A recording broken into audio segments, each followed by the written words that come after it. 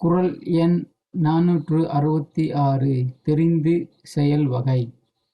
செய்தக்க அல்ல செய்யக் கெடும் செய்தக்க செய்யாமை யானும் கெடும். இந்த குறளின் அர்த்தம் என்னவென்றால், தவறான செயல்களை செய்வதால் மட்டுமல்ல, சரியான செயல்களை செய்யாமல் விட்டாலும் ஒருவன் கெட்டுப் போவான்.